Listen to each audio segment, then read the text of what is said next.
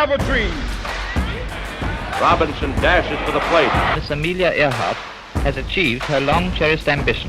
The Declaration of Human Rights. It's one small step for man, one giant leap for mankind. Serena smashes Steffi's record. It's number 23. Won't you be my neighbor? Usain Bolt, look at the time, 9:58 world record. Works of love are works of peace. Jordan, open, Chicago with the lead. I guess one person can make a difference. Good morning, church. How you doing today?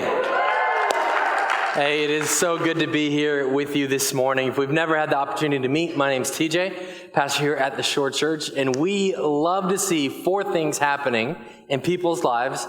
Every single week we try to do this. Every single month, every single year, we want to help people know God. We want to help them find freedom in God, discover their purpose, and then finally make a difference. And so these things are what we've built our church around. And today in our Legacy series, we're going to keep looking at that. Now, before I jump into that, though, I got to let you know this is week number 2 of small group signups. If you have not signed up for a small group yet, you got to do it. I promise you will not regret it.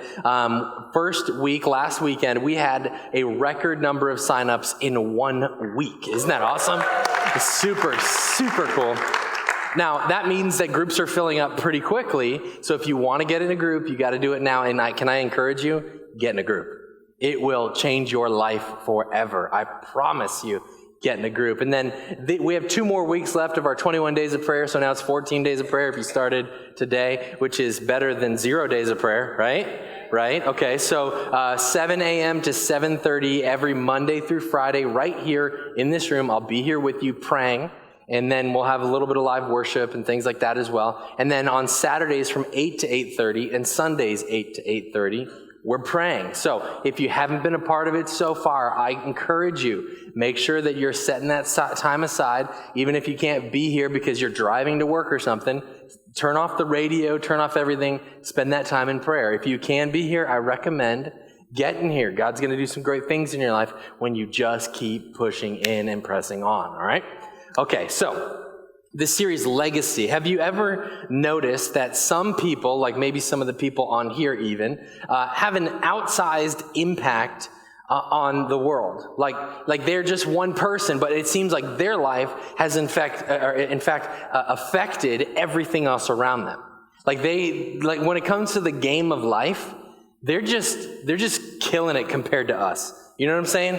Anybody else ever feel that way? Like when it comes to the game of life, they are better than I am, that they have more skills than I do, that they have more talent, or their ideas are better, or their passion's at a higher level, or something, that at the game of life, man, they are just way better than me. But the truth is, they don't have any more ability or skill necessarily. I mean, maybe Michael Jordan has a little bit more than me in certain areas, okay? But when you look at the broad scope of things, they have the same amount of time. They have the same amount of ability to hear from God and get into passion. They have all of that. See, it's not that they are that much better than you. It's just that they're not playing the same game as you. Because sometimes we get stuck in these little games that we need to get out of. In his book, The Infinite Game, Simon Sinek talks about 2 types of games. One's the finite game, and one's the infinite game. The finite game is often what we find ourselves in. We're looking at the short term. Then we're in resolution season, aren't we? I got to lose X amount of weight on X by X amount a day, right? I want to get the promotion in the next 6 months. I want to make sure that I save X amount of dollars, get out of debt in this time frame. But the problem is when we start to do these things, they're very tangible, which is great. But the problem is when we hit the end date and we go back to our old way of living, we get back into the same debt, the same weight, the same issues that we had before, right? So think of the finite game as like, I love football. Any football fans in the house? Yes. We are in the closing moments of the most glorious time of year. And so say, which by the way, it is the greatest sport ever, right? Come on. Okay. You guys like, I don't agree with that. Well, of the top 50 live things watched on television this year, 43 of them were football. So let's just put that in perspective, okay? All right, so anyway, back to what I was talking about. the game of football has defined rules, right? There's 11 players on either side. There's a starting time, an ending time. And the team that scores the most at the end, when the time expires, is considered the winner. But what if we took away the time component from the game of football? What would that look like? The game would never actually end, and there would only be two ways to measure your success. Are you ahead or are you behind? And that's it. And so when we make the decision to remove some of the barriers, we begin to realize that we are in the infinite game. We're in a different kind of thing. Not just the game of life where it's like, ooh, take 1 step forward, 2 steps back, 1 step forward. The infinite game is like, oh, it doesn't end. My legacy lives beyond me. The things that I do impact people for generations. When I'm talking about the infinite game, it's something so much bigger and longer. It's a legacy that we're going to leave. And we can only measure, are we ahead or are we behind? Are we ahead or are we behind? And there's 3 areas that I've wanted to highlight in this series that we can be ahead in or behind in. And it's these 3 areas. The first one is our area of relationships. We can either be ahead or behind in our relationships. They never actually just stay the same. And they're never actually ever just even, right? Like, can't be like, wow, I've been even with this person for years. It doesn't happen. Like even if we say, every time I see that person, it can be years that go by, we picked up right where we left off. Well, the truth is, you got to cover a couple of years worth of stuff to get back to that place. Imagine if you stayed in communication and relationship with them the whole time. Yeah, you're behind. Does that make sense? And so what we want to do is we want to make sure that we're measuring life not by, I have 16 friends or I have 1,000 friends on Facebook or whatever it is. It's like, no, am I ahead or behind in my relationships? Because we can get behind pretty quickly if we don't get intentional. The second thing is our finances. They never go away, do they? Like I've found as long as I've lived so far, there's been a constant need for finances. And every time seems like I have enough, something else happens that now I need more, right? Anybody? Just kind of like, wow, my kids keep wanting to eat and their clothes keep wearing out. And, you can either be ahead or behind in the way you live your life. And that's the way we need to measure. Am I doing well? Am I putting the steps in to go ahead? Or am I falling behind? The third thing is our emotions. This is an internal piece. The Bible talks a lot about your heart. This is the seat of your emotions. Am I ahead or behind in the management of my own life? Am I living well? Am I loving well? Am I taking the time out to examine why I'm feeling what I'm feeling? That's a tough one, isn't it? There's a self-awareness piece to this. Like, am I ahead or behind in my heart, in my emotions? Or are they just kind of out of control? Are they leading me more than I'm leading them? Right? We can get ahead or behind. Now, we've based this series on the book of Psalms, chapter 112. And I'm going to go through a couple of verses. We covered the first 4 verses last weekend. And now so if you missed that, go ahead online. You can check that out. But we're going to go line by line through the next couple of verses. And we're going to look at what it's like to be a person that leaves a legacy. We're going to look at what it's like to be a person who's ahead in our finances, ahead in our emotions, ahead in our relationships, and start to use that momentum to really move forward in life and leave a good legacy behind us, all right? So Psalms 112 verse 5 starts like this. Good will come to those who are generous and lend freely, who conduct their affairs with justice. Now, as a whole, this chapter is about a person who God would call righteous. They make the right decisions, they do the right things, they're trying to honor God, they fear God, they delight in God's commands, they're trying to do all these things that make sure that they're on the right path in life. And one of the things that they mention as being on the right path is someone who is generous and lends freely. So there's a financial element to leaving a good legacy. You ever notice that? Nobody wants to be around the person that's super stingy all the time. A person who is a generous person with their praise, a generous person with their life, a generous person with their finances, people are like, I need to be friends with that guy or that girl, right? If you're that person, I want to be friends with you. Like right now, let's be friends. Like after service, shake my hand, be like, I'm generous, I'm friends with you. You have a boat too? That's nice, that's great, wonderful, okay. But like, that's the kind of person we want to be around. But it takes it a step further. It's not just about giving, but it goes on. And they conduct their affairs with justice. Like justice, they do the right thing. If this word justice is like, it's like they're stewarding their life really well. That when it comes to judgments, they make the right judgments. They're stewards of everything. So when you go back to their relationships, when they have these relational things going on, they're conducting their relationships with justice. They're not saying things they shouldn't say because they just blurted it out, right? They're protecting the people around them with their generosity and lending freely, and they're just oriented. When it comes to their finances, they're not getting in debt. They're not compulsively buying things. They're not compulsive in their relationships either. They just have a plan. They put guardrails on their life. And then when it comes to their emotions, they're not letting their emotions rule them, but they're taking the time to subject their emotions to God. They're saying, you know what, I'm going to conduct my affair with justice, so I'm not going to let this anger control me. I'm going to let God control me. I'm not going to do things out of desperation or loneliness because those aren't the things that God has given me. He's given me peace. He's given me hope. He's given me a sound mind, so I don't need to head that direction. They conduct their affairs with justice. Now, my goal is to be a person that leaves a legacy as a person of justice, as a person who leaves behind well-intentioned things with my relationships because I put guardrails on there. With my finances because I've made right decisions. I was a good steward. And with my own emotions, I want to make sure that the words I use and the meditations of my heart are actually honoring God because I've conducted my affairs with justice. Now, last week I had you guys read out loud with me the verse, but I did it in a different way. I added some things to it that made it in our own language, like it's a first person, like I'm living these things out. Now, I want to do that with you again. Is that cool with you guys? Psalms 112, verse 5.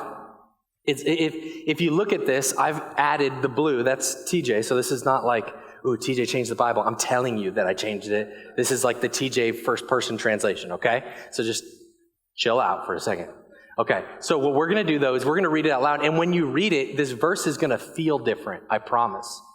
Because a lot of times we read the Bible as if it was for someone else, but now we're going to read it as if it's actually for us, by us, to us. All right? So check it out. Let's read it together. You guys ready? All right. Good will come to me as I am generous and lend freely because I conduct my affairs with justice.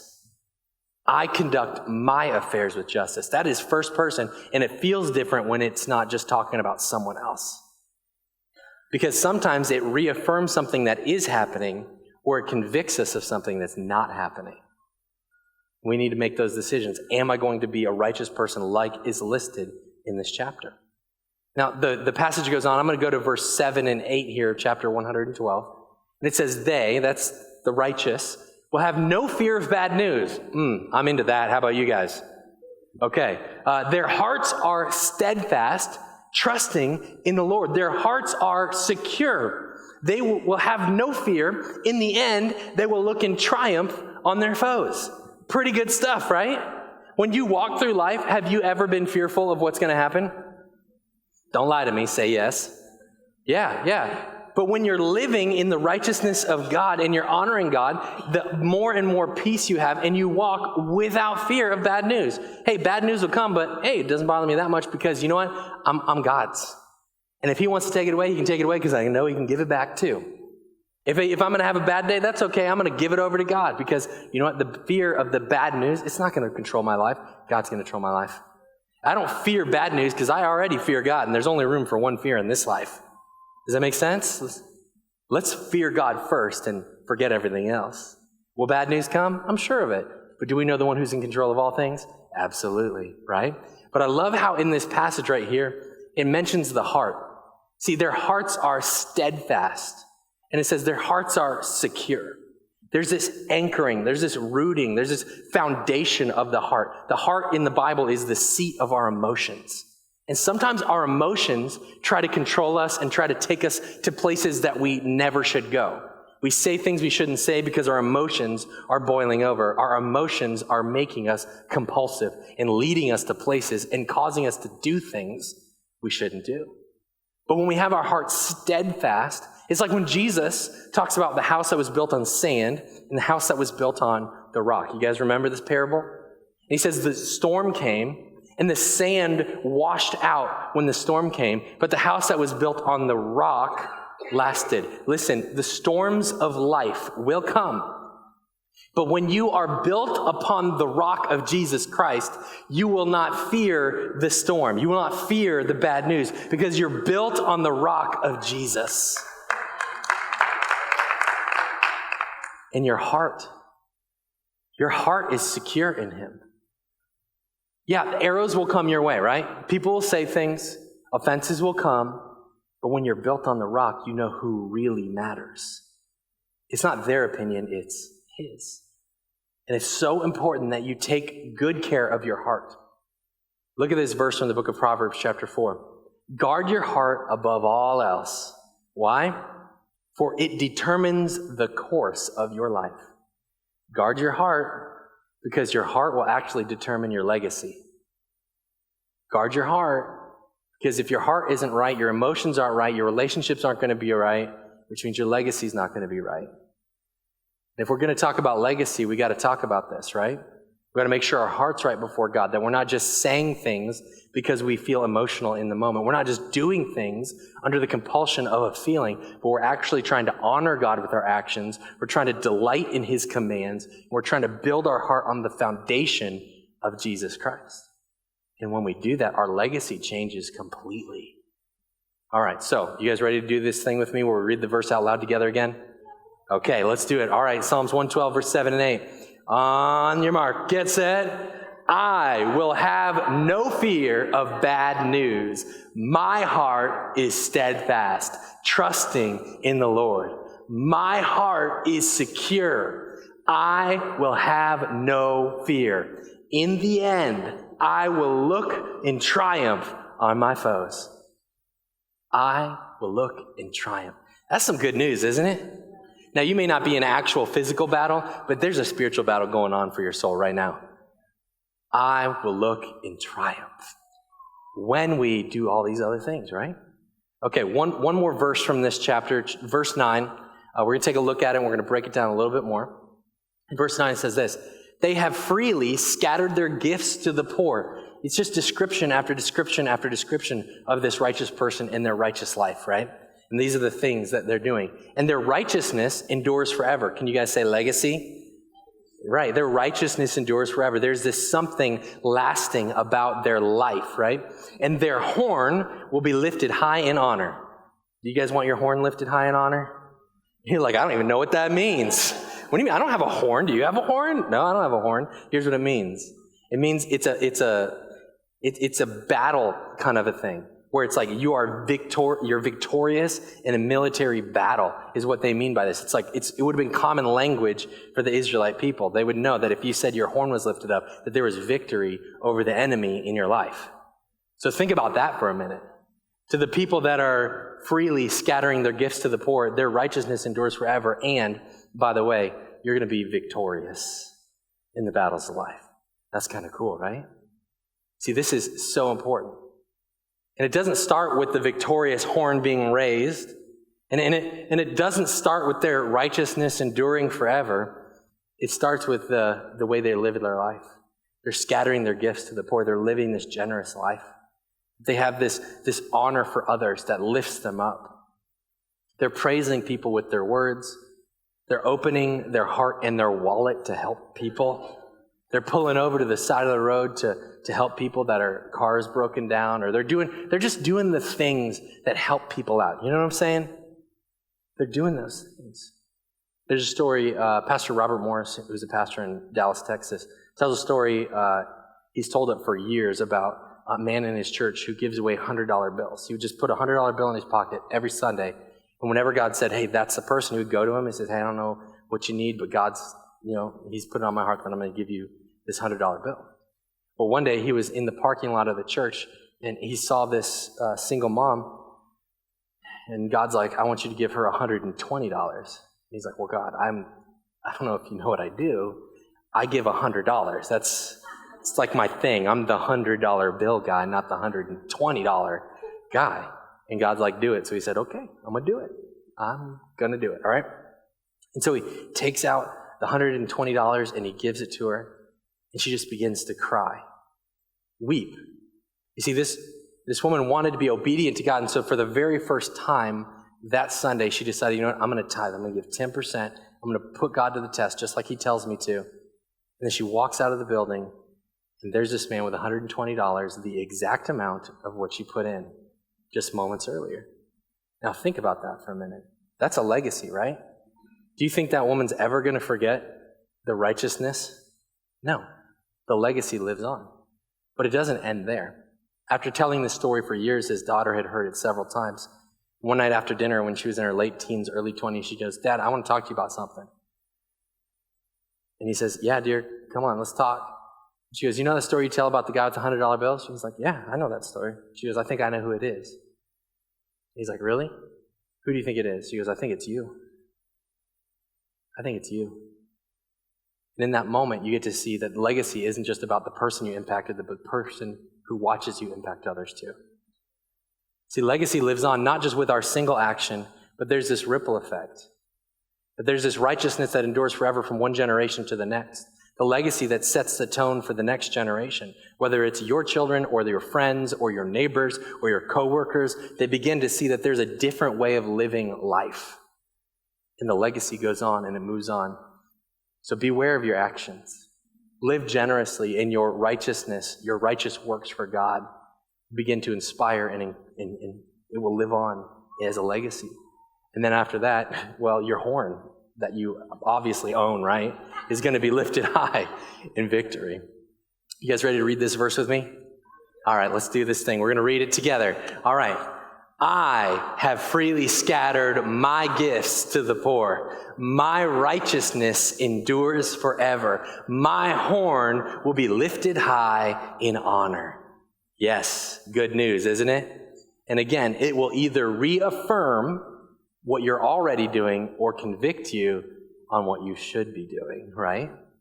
Now that's why we've read it out loud. That's why we've changed the pronouns and we've tried to make it first person so that we can really embrace what the psalmist is trying to write here, okay? Now, there's a quote from the book Slight Edge by Jeff Olson that I shared with you last week. I want to give it to you again before I break down these verses just one more time. And it's this. Consistently repeated daily actions plus time equal unconquerable results. Consistently repeated daily actions.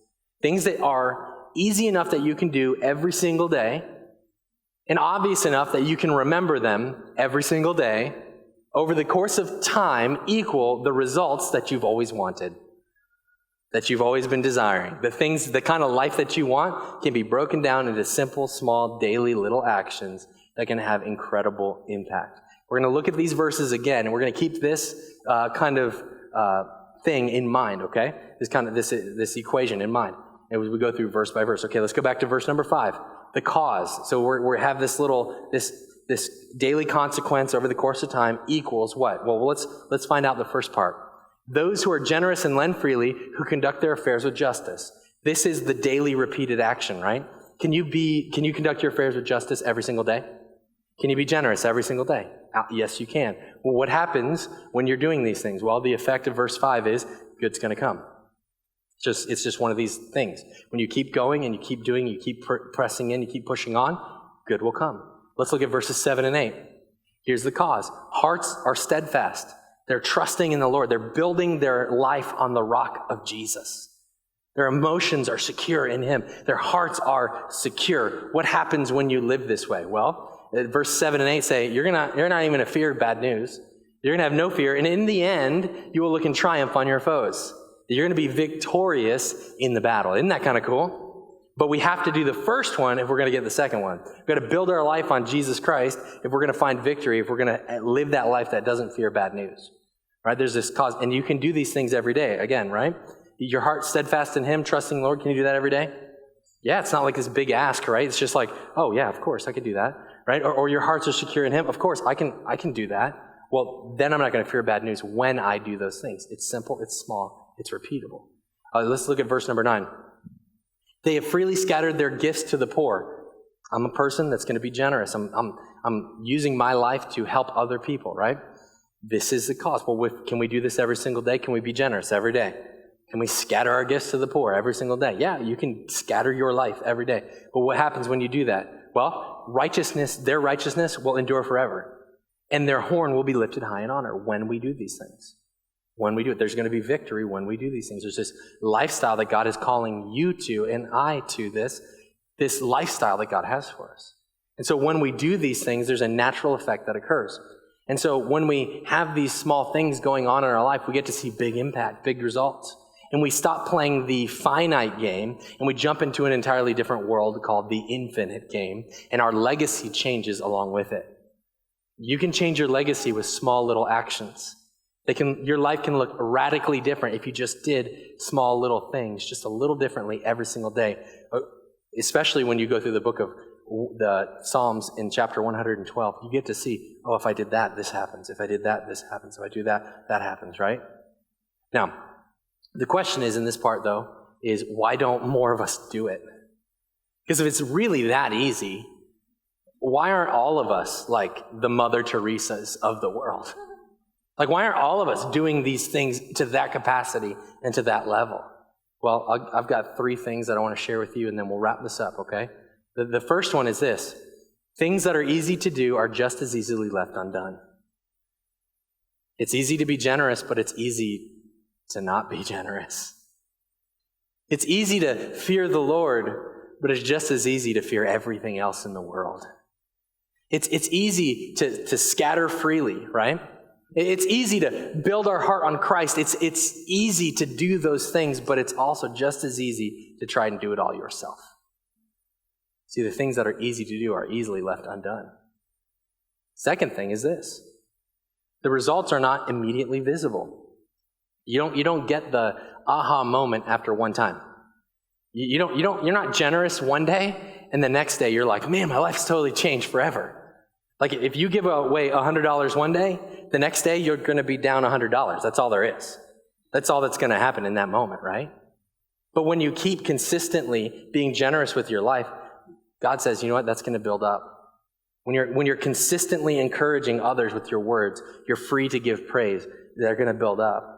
God's going to do, but you don't see it right away. And so when people don't see it right away, they give up. They go, well, I tried that church thing once and it just didn't work. Wow, really? One time? You came one whole time and it didn't work. I wonder why, right? Or I went to the small group once, or I did, in 21 days of prayer, I did 1 day of prayer and nothing changed. Well, okay, I think I know why. I think I know why that happened, right? Or I tried X, Y, or Z. No, it's not immediately visible, but it's like eating healthy, right? Like eat healthy one day and you weigh the same, you look the same, you feel the same. But you start adding up the days and pretty soon your life looks different. Your energy comes back, your mental clarity comes back, you start to lose weight, you feel healthier, you look better, but it takes time to see that happen. So go eat your salads, spiritually speaking, and physically, right? Go out there and just add it up. It adds up. You got to small steps every single day add up, all right? And then the final thing is this. We expect something from nothing. We expect something from nothing. It's like, okay, God, you're so great, you're so wonderful, hit me, right? Let's do it. But it does take something on our part because he's always taken the first step towards us. He's always ever just said, you know what? You're mine, and I will make a way when there seems to be no other way. You just got to choose the way. I made the way. I set the path. I gave you the instructions. I gave you the life to live. Now it's your turn. Oh, well, I don't know if I want to sacrifice. I don't want to be a generous person. I want to live for me, right?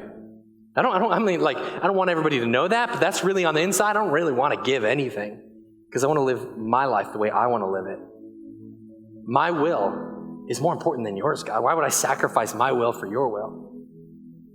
See, we don't always want to give up. You're feeling lonely or you're feeling isolated and you want relationship, but what are you willing to do to start those relationships with others? You're feeling emotionally kind of up and down and up and down and up and down. Okay, what needs to be sacrificed in your life to come back to the plan that God has for you? Right? Where's the sacrifice? Like I said before, though, God made the first step towards you through his son, Jesus Christ. He was not satisfied with the distance between us and him. So he says, you know what? I'm going to close the gap of sin. I'm going to pay the price of sin. I'm going to make a way when there is no other way. You can't do it on your own. I'm going to do it for you. I'm going to take the step towards you. And our next step is a sacrifice to say, you know what? I'm yours. I've been doing it my own way. I've been trying things on my own, and now, God, I'm going to do it your way. I'm going to take your path. I'm going to take your direction, and I believe that when I follow you, I'm going to see these unconquerable results, that you are the God who changes everything. And so in this moment, for each and every one of us, there's going to be a different response. For some of us, it's like, okay, I've been a Christian a long time, but you know what? There are some things that I haven't been doing on a daily basis, on a regular basis, that I need to get back to. This is your moment. Ask God, what is it? For some of us, we're kind of new to the faith and we're still learning. There's some things that you're like, you know what? I've been doing things I shouldn't have been doing. I need to cut those out. Or for some of us, we've never actually decided, I'm going to be a Christian. I'm going to follow him. I'm going to take my will and I'm going to lay it down at his feet and say, your will, not mine, God. What you want with my life, not my own. And I'm going to say yes to everything Jesus has. I'm going to say yes to the path that he laid before me. Now, here's what I would like to do. Each and every one of us, could we close our eyes, bow our heads, no one moving around, no noises, nothing. I just want you to talk to God. And the question is simple. God, what are you saying to me through this message, through this chapter? God, what are you saying to me? And if he's saying do this, do it. If he's saying stop doing that, stop it. Or he's saying, you know what, you need to surrender to me. Today we can surrender. We can surrender everything. And so right where you are, can you pray with me? Very simple. I believe that God hears it every time. And he says yes every time when we say, God, I surrender my life to you. So right where you are, you could pray this. Jesus, I pray that you would forgive me for doing things my own way, for choosing my way instead of your way. My sin has separated me from you, but today I receive your forgiveness. I receive the new life in you. I want new things from you, God. Thank you, Jesus. In your name we pray. Everybody says, amen. Come on, put your hands together, people that prayed that prayer. Thank you so much for joining us online today. If you prayed that prayer with us, we would like to help you on your spiritual journey.